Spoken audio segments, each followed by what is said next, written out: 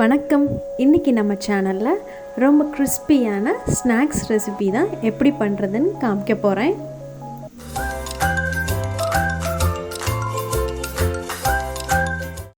இந்த snacks recipe எப்படி பண்ணுறதுன்னு வாங்க பார்க்கலாம். முதல்ல இந்த ஸ்நாக்ஸ் ரெசிபிக்கு நம்ம உருளைக்கிழங்கு தேவை. இப்போ அந்த உருளைக்கிழங்கு குக்கரில் வேக வச்சு எடுத்து வச்சுக்கணும். இப்போ அதுக்கு தான் நான் ரெடி பண்ணிகிட்ருக்கேன். இதை பாதி பாதியாக கட் பண்ணி இதை குக்கரில் வேக வச்சுக்கலாம்.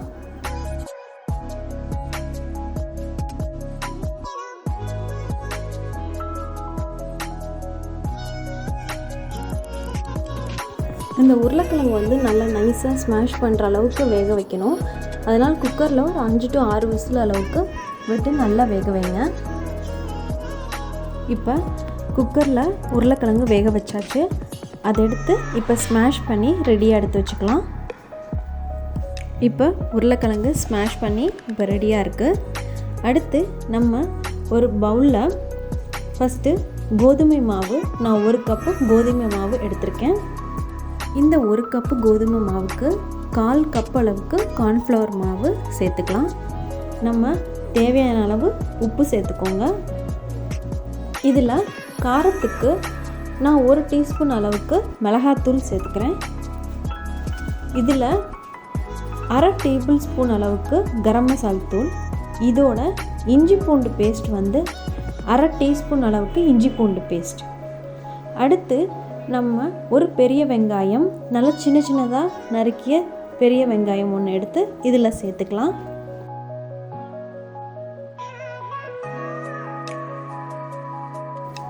அதே மாதிரி ஒரு தக்காளி, அதையும் நல்லா சின்ன சின்ன பீஸாக கட் பண்ணி இப்போ இதில் சேர்த்துக்கலாம். அடுத்து நம்ம வேக வச்சு மசிச்சு வச்சுருக்க உருளைக்கிழங்கு இதில் சேர்த்துக்கலாம். இப்போ இது எல்லாத்தையுமே நம்ம தண்ணி ஊற்றாமல் நல்லா மிக்ஸ் பண்ணிக்கணும்.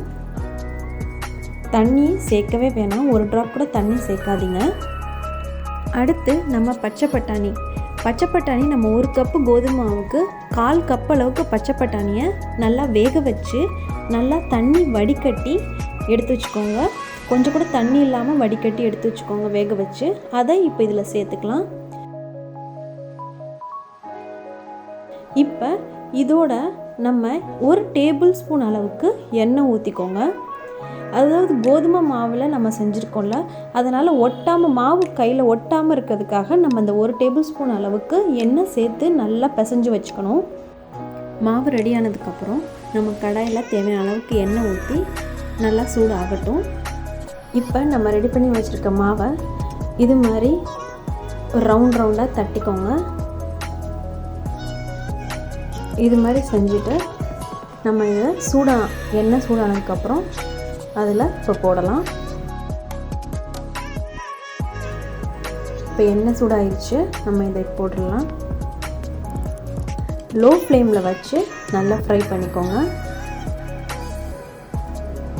ஒரு சைடு நல்லா வேகட்டும், அடுத்த சைடும் திருப்பி போட்டுக்கலாம். லோ ஃப்ளேமில் வச்சு நல்லா ஃப்ரை பண்ணிக்கோங்க. இது ரொம்ப கிறிஸ்பியான ரொம்ப சிம்பிளான ஸ்நாக்ஸ் ரெசிபி. குழந்தைங்களுக்கும் ரொம்ப பிடிக்கும். முக்கியமாக இந்த பச்சை பட்டாணி கோதுமை மாவுலேயும் செஞ்சுருக்கோம். ரொம்ப ஹெல்த்தியான ஸ்நாக்ஸ் ரெசிபி தான். ட்ரை பண்ணி பாருங்கள். ரொம்ப சிம்பிளாக உடனே செய்யக்கூடிய ஸ்நாக்ஸ் ரெசிபி. இந்த ரெசிபியை ட்ரை பண்ணி பாருங்கள். பிடிச்சிருந்தா இந்த வீடியோவுக்கு லைக் பண்ணுங்கள், உங்கள் கமெண்ட்ஸை போஸ்ட் பண்ணுங்கள், மறக்காமல் ஃப்ரெண்ட்ஸ்க்கு ஷேர் பண்ணுங்கள். நம்ம சேனலில் இருக்க மற்ற ஸ்நாக்ஸ் ரெசிபீஸையும் ட்ரை பண்ணி பாருங்கள். இது நம்ம சேனலை சப்ஸ்கிரைப் பண்ணாதவங்களாக இருந்தால் மறக்காமல் சப்ஸ்கிரைப் பண்ணுங்கள். நன்றி.